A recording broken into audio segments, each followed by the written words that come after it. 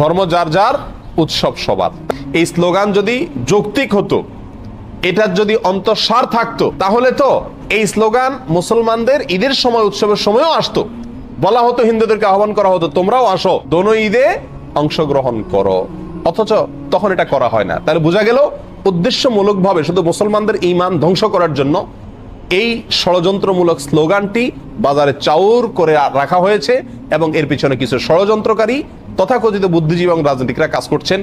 আমরা সকলেই জানি, কোরবানিদের সময় পাক ভারত উপমহাদেশের মানুষ সবচেয়ে বেশি পরিমাণে কোরবানি করে গরু। যদিও গরু ছাড়া অন্যান্য পশু কোরবানি করা যেতে পারে, যেহেতু মুসলমানদের কাছে গরু খাওয়া হালাল, বিধায় গরু কোরবানি করে আমাদের দেশের মানুষ বেশিরভাগ ক্ষেত্রে। আর এর জন্য কোরবানিতে মানুষ বলে অনেকে বকরা ঈদ। বকরা শব্দ বাকারা আরবি, বাকারা মানে গরু, সেখান থেকে বাকরা ঈদ বলে বা বকরি ঈদ বলে। তো বাকারা বা বকরি আরবি গরু থেকে, তার মানে গরুর ঈদ। ঈদটাই হলো গরু জবাই করে গরুর গোশত খাওয়া, বিতরণ করার উৎসব। তাহলে সেই কোরবানির ঈদে যদি হিন্দু ধর্মের লোকদেরকে আহ্বান করা হয় যে তোমরা আসো গরুর গোশত খাও, তাহলে এটা তাদের জন্য অপমানকর হবে কিনা, তাদের জন্য কষ্টের হবে কিনা? কারণ তারা গরুকে পবিত্র মনে করে, গরুকে মা মনে করে, গরুকে পূজা মনে করে। সেখানে গরুর গোশত খাইতে যদি আসতে বলা হয়, তার মাবুদের, সে যাকে ইবাদত করে পূজা করে, তার গোশত খেতে তাকে যদি আহ্বান করা হয়, তাহলে এর চাইতে বড় অপমান আর কষ্টের কি হতে পারে?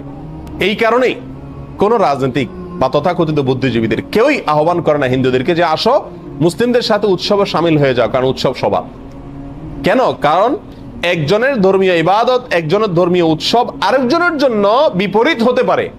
একজন মুসলিম নগণ্য থেকে নগণ্য, সাধারণ থেকে সাধারণ মুসলিমও জানেন যে ইন্না শিরকা লাযুলমুন আযীম, নিঃসন্দেহে শিরক, নিশ্চয়ই শিরক এটা সবচেয়ে বড় অপরাধ। ইন্নাল্লাহা লা ইয়াগফিরু আন ইউশরাকা বিহি ওয়া ইয়াগফিরু মা দুনা যালিকা লিমান ইয়াশা। আল্লাহ সুবহানাহু ওয়া তাআলা তার সঙ্গে শিরক করলে এটা মাফ করেন না। আর শিরক ছাড়ানো যে কোনো গুনাহ আল্লাহ চাইলে যার জন্য ইচ্ছা তার জন্য কি করতে পারেন? ক্ষমা করতে পারেন।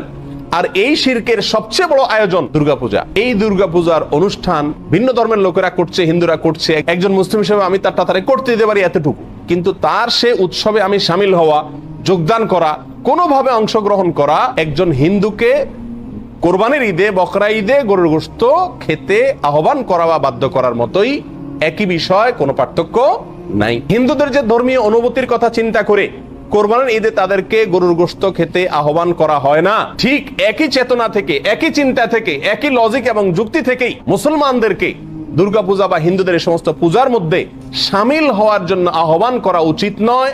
অন্যায়, অন্যায্য, অযৌক্তিক এবং অন্তঃসার শূন্য আহ্বান এবং দাবি। এটা হলো উদাসীনতা। ধর্ম সম্পর্কে, ইসলাম সম্পর্কে এটা হলো কি? পরিষ্কার উদাসীনতা। যে তার তার ধর্ম পালন করুক, বাধা দেওয়ার দরকার নেই।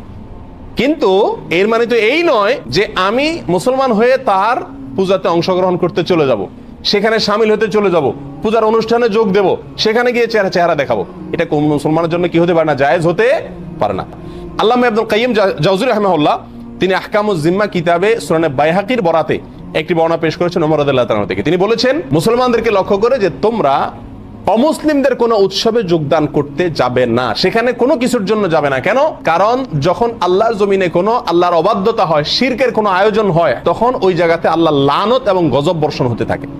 ওই জায়গায় গেলে সে লানত এবং গজবে তোমাকেও পেয়ে বসবে। বিদায় সেখানে যেও। সম্মানিত ভাইরা, নবী আলাইহিস সালাম বলেছেন মান তাশাব্বাহা বিকওমিন ফাহুয়া মিনহুম, যে ব্যক্তি যে জাতির সাথে সাদৃশ্য গ্রহণ করে সে তাদের অন্তর্ভুক্ত হয়ে যায়। আপনি যদি কোনো শিরকের প্রোগ্রামে যান, অনুষ্ঠানে যান এবং তাদের সাথে গিয়ে গা ভাসান, মিশে যান, তাহলে আপনি তাদের দলভুক্ত হয়ে গেলেন। অন্য এক বর্ণনা আসছে যে ব্যক্তি কোন জাতির দল ভারী করে, সেখানে গিয়ে লোক সংখ্যা ভারী হলো, পূজা অনুষ্ঠানে আপনি গেলেন, 100 মুসলমান গেলে 100 জন বাড়লো কিনা, সংখ্যা বাড়লো কিনা, তাদের দেখতে বেশি দেখা গেল কিনা। যে ব্যক্তি কোন দলের, কোন সম্প্রদায়ের, কোন ধর্মের লোকদের দল ভারী করবে, সে তাদের অন্তর্ভুক্ত হবে।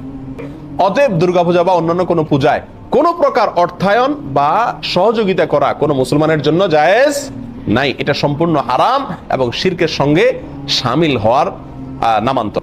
এটা আদর্শগত উদারতা নয়, এটা ধর্মের ব্যাপারে মূর্খতার সামিল। আল্লাহ সুবহানাহু ওয়া তাআলা আমাদের সবাইকে বুঝার তৌফিক দান করুন।